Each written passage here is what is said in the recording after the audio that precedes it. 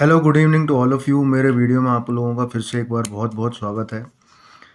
आज जो मैं वीडियो लेके आया हूँ यार, वो इसलिए लेके आया हूँ क्योंकि अपन ज्योग्राफी तो पढ़ रहे हैं, पर ज्योग्राफी के अंदर से कई वर्ड्स जिसका मतलब भी अपने को पता होना चाहिए, जो कि टफेस्ट वर्ड हैं, जिनको अपन को एक बार बोलते हैं तो अपने को एकदम समझ में आ जाना चाहिए कि कह किसके बारे में रहा है। तो अगर अपन इसको देखें तो अपन एक तरीके से डिक्शनरी डिस्कस कर रहे हैं।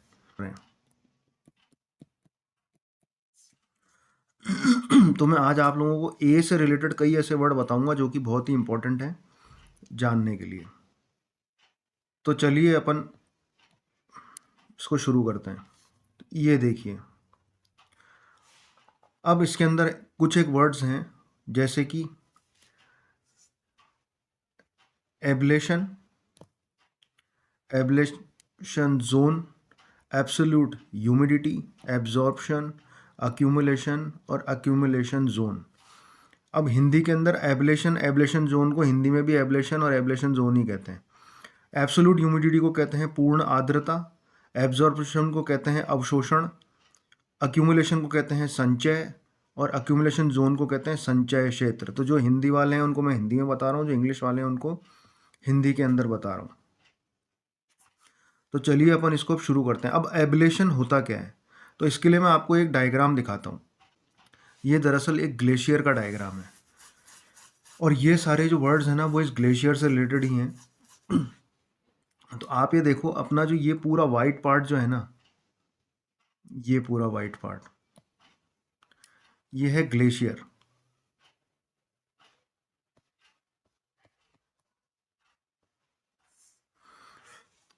अब इसके अंदर होते हैं oblation, ablation zone, absolute humidity, absorption, accumulation और अक्यूमुलेशन जोन। ये इसके अंदर होते हैं। तो अब कौन सी चीज़ कहाँ कहाँ पे होती है ये मैं आपको बताता हूँ। देखिए, ठीक है, अब आप ये देखिए, ये वाला जो है ये है ग्लेशियर आइस, ग्लेशियर आइस, ये वाली, ये है ग्लेशियर आइस। इसके अलावा आप ये जो वाइट वाइट ऊपर देख रहे हैं ना, ये वो परत है कि जब अपने स्नोफॉल होता है, हिमपात होती है, तो जो पतली पतली एकदम कहते हैं ना अपन, गोले की बर्फ जैसी जो छा जाती है, ये वो है। तो ग्लेशियर की जो मोटी थिक आइस है ना, ये उसके ऊपर की होती है। ठीक है, तो अब इसको अब क्या होता है कि जब स्नोफॉल होती है ना, तो स्नोफॉल पूरी यहाँ तक होती है, यहाँ तक पूरी स्नोफॉल होता है। अब क्या होता है कि जैसे सर्दियों में तो स्नोफॉल हो गया ये पूरा यहाँ तक, पर गर्मियाँ आते आते क्या होता है, ये पिघलने लग जाता है या उड़ने लग जाता है। तो ये ग्लेशियर आइस जो होती है ना, केवल यही नज़र आती है, ये वाइट पोर्शन पूरा ऊपर का जो दरदरा सा गोले जैसी बर्फ होती है, ये उड़ जाती है। तो अब आप ये देखिए कि ये जहाँ तक उड़ती है, मतलब इवेपोरेट हो जाती है या पानी बन के बह जाती है, तो कहाँ तक मतलब इवेपोरेट होकर के कहाँ तक इसकी लाइन, डेड लाइन बन जाती है, उसको हम बोलते हैं इक्विलिब्रियम लाइन। ये वाला जो पोर्शन है ना, ये वाली लाइन, ये वाली लाइन, ये आपको दिख रही होगी, ये है equilibrium line, equilibrium line.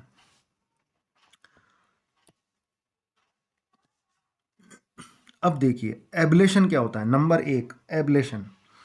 Ablation वो इलाका होता है जहाँ से स्नोफॉल होने के बाद में जो बर्फ़ उड़ जाती है या पिघल के बह जाती है, और वो जो इलाका बचता है, जो बचा हुआ इलाका बचता है, उसको हम कहते हैं एब्लेशन।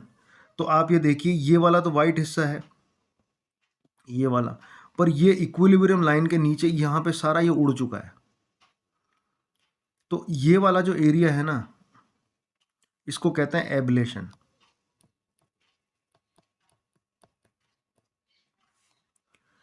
ये कहते हैं एब्लेशन, एब्लेशन, ठीक है। एब्लेशन हिंदी में भी एब्लेशन होता है। इसके बाद में दूसरा आता है एब्लेशन जोन। तो आप ये देखिए, ये पूरा जो इलाका है ना, ये पूरा, ये पूरे इलाके को बोलते हैं एब्लेशन जोन। ये पूरा इलाका, क्योंकि यहाँ से बिल्कुल बर्फ़ उड़ चुकी है। जो सॉलिड वाली बर्फ़ है वो तो है, पर ऊपर की जो है, जो हल्की बर्फ़ होती है, वो उड़ चुकी है या बह चुकी है। उसको हम बोलते हैं एब्लेशन जोन। इसके अलावा अब आता है एब्जॉर्प्शन। एब्जॉर्प्शन दरअसल इससे रिलेटेड भी अपन कर सकते हैं, पर एब्जॉर्प्शन का मतलब ये होता है अवशोषण, हिंदी में अवशोषण कहते हैं। तो अवशोषण या एब्जॉर्प्शन वो होता है कि भाई जैसे धूप धूप आ रही है सूरज से, देखिए मैं बताता हूँ आपको। जैसे ये आपकी अर्थ है, ये आपका सूरज है, ठीक है। इसके यहाँ से इलेक्ट्रोमैग्नेटिक रेडिएशंस आ रही है। अब ये बादल हैं, ठीक है, तो कुछ रेज नीचे जाएगी, कुछ रेज बादल पे जाएगी। तो ये क्या है कि पूरी की पूरी एब्जॉर्ब नहीं करता है। एब्जॉर्ब मतलब अपने अंदर चूस लेना। तो ये जितना परसेंट चूसेगा, जैसे इसने 5% चूसी, बाकी 95% इसने वापस एटमॉस्फेयर पे दे दी। अर्थ ने 10% चूसी, 90% वापस एटमॉस्फेयर में दी। तो वो जो 10% जो उसने चूसी है ना, उसको बोलते हैं हम एब्जॉर्प्शन। उसको हम बोलते हैं एब्जॉर्प्शन, या उसको हम बोलते हैं अवशोषण। अवशोषण, ठीक है। कहानी समझ में आ गई दिखती है मेरे हिसाब से। ये वर्ड्स जानने बहुत ज़रूरी हैं यार, तभी ज्योग्राफी समझ में आएगी, नहीं तो समझ में नहीं आएगी।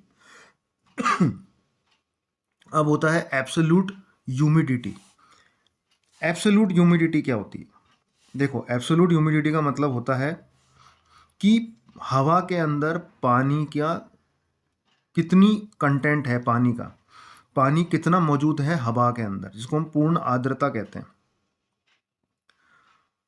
तो इसको हम एक्सप्रेस कैसे करते हैं?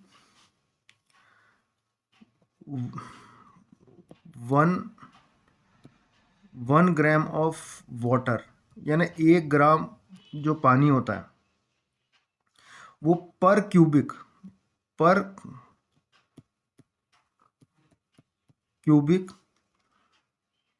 मीटर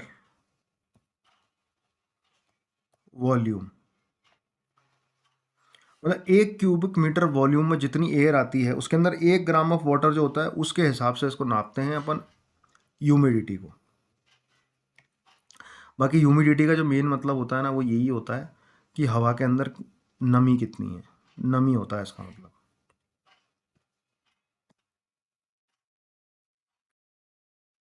अब आप ये देखिए कि अब दो बचे हैं अपने, इसके अंदर बचा है अपने अक्यूमुलेशन और अक्यूमुलेशन जोन, जिसको हम कहते हैं संचय और संचय क्षेत्र।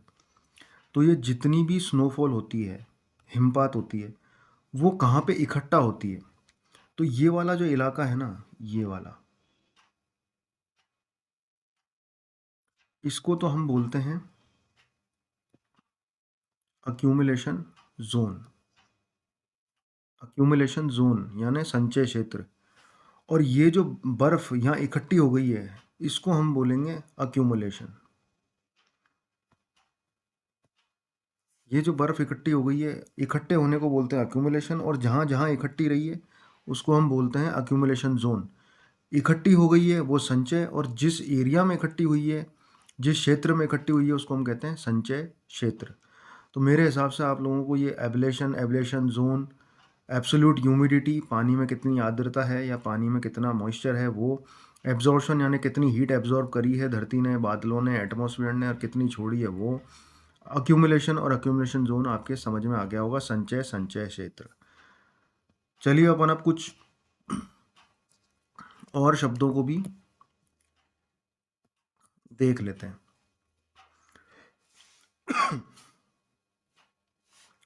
देखिए, अब बात जो है ना वो है, देखो आप, acid rain, abiotic cooling, adiabatic warming, adiabatic cooling, adret slope और एडवेक्शन हॉरिजॉन्टल।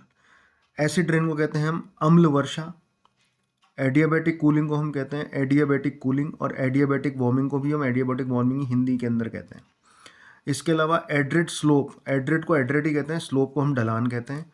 और एडवेक्शन जोन, एडवेक्शन जोन का मतलब होता है संवहन, ठीक है, संवहन। अब इसको एक एक को मतलब अपन समझते चलते हैं। अब आप ये देखिए कि एसिड रेन क्या होती है। एसिड रेन मतलब ये होती है, ये नॉर्मल बरसात नहीं होती है। ये इसलिए होती है क्योंकि अपन लोग इतना पॉल्यूशन फैला रहे हैं ना धरती पे, जिसकी कोई हद नहीं है। अब पॉल्यूशन देखिए आप, ये फैक्ट्री पे से जा रहा है, गाड़ियों पे से जा रहा है, फैक्ट्री और गाड़ियों पे से जा रहा है। अब फैक्ट्री गाड़ियों में से क्या निकलता है, एस SO2 और NO, ठीक है, ये निकलता है। अब इसका मतलब क्या होता है, इसका मतलब होता है सल्फर डाइऑक्साइड, SO2 मतलब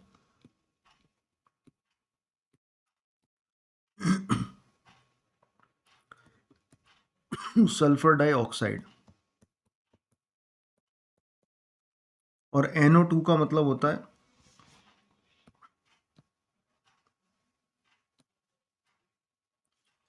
NO2 का मतलब होता है nitrogen,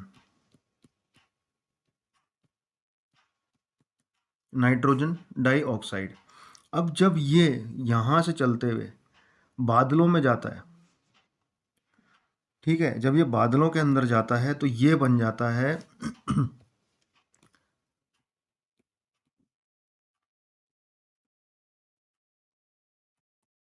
sulphuric acid, sulphuric acid, और NO2 बन जाता है NO, NOx बन जाता है नाइट्रिक एसिड। तो जब ये ऊपर जाकर के सल्फ्यूरिक एसिड और नाइट्रिक एसिड बादलों में मिलते हैं तो ये वो एसिड जो होता है ना वो पानी के साथ नीचे आता है। तो ये बहुत स्किन कैंसर के लिए, इसके सबके लिए बहुत हानिकारक है। तो पॉल्यूशन नहीं फैलाना चाहिए यार, पॉल्यूशन बहुत, जितना हो सकता है गाड़ियों का इस्तेमाल कम करो, अपन अपनी तरफ से जितना कर सकते हैं उतना करना चाहिए। तो ये होती है एसिड रेन, आप लोगों को समझ में आ गया होगा, ये होती है एसिड रेन, ठीक है। एसिड रेन मतलब अम्ला वर्षा, अम्ल वर्षा, ठीक है। अब आती है एडियाबैटिक कूलिंग। अब एडियाबैटिक कूलिंग का मतलब ये होता है कि भाई हवा का जो तापमान होता है ना वो गिरना, ठीक है। अब यहाँ से देखिए, अब डिटेल तो आप छोड़ दो क्योंकि अपने को मेन मेन मतलब समझना है इसका। अब होता क्या है कि हवा नीचे तो होती है गर्म, ड्राई, और ऊपर जाती है तो ऊपर तापमान गिर जाता है, तो ऊपर जाकर के बन जाती है वेट, वेट और कूल, बस इसको कहते हैं एडियाबैटिक कूलिंग। और एडियाबैटिक वार्मिंग इसका मतलब होता है कि जब ये ठंडी हवा नीचे आती है तो ये ऊपर तो होती है ठंडी और नीचे हो जाती है गर्म। आप देखो ऊपर माइनस के अंदर टेम्परेचर पहुंच गया, और यहाँ पे 2 डिग्री, 12 डिग्री और 22 डिग्री और 32 डिग्री। तो हवा जब ऊपर जाती है तो बन जाती है कूल, तो उसको कहते हैं एडियाबैटिक कूलिंग। जब वो नीचे आती है, हवा ठंडी नीचे आती है तो वो गर्म हो जाती है, उसको कहते हैं एडियाबैटिक वार्मिंग। तो ये 2 शब्द आपको मैंने और क्लियर करा दिए कि इसका क्या मतलब होता है।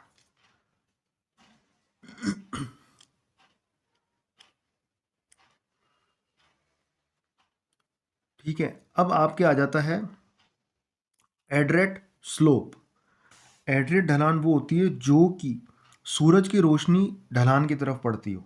सबसे पहली चीज़ आप ये देखिए कि सूरज की रोशनी जो है वो इस ढलान की तरफ पड़ रही है, पर ये वाली ढलान जो है ना, यहाँ पे सूरज की रोशनी नहीं है, बिल्कुल भी नहीं है।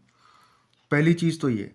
दूसरी चीज़ ये कि ये बहुत ज़्यादा स्टीप होती है, दूसरी स्टीप नहीं होती है, ये बिल्कुल खड़ी होती है, ये इतनी खड़ी नहीं होती है। एड्रिएट जो स्लोप होती है वो एकदम खड़ी होती है। आप ये देखिए ये बिल्कुल खड़ी है और ये थोड़ी सी यूं जाकर के यूं है। दूसरी चीज़ तो होती है ये,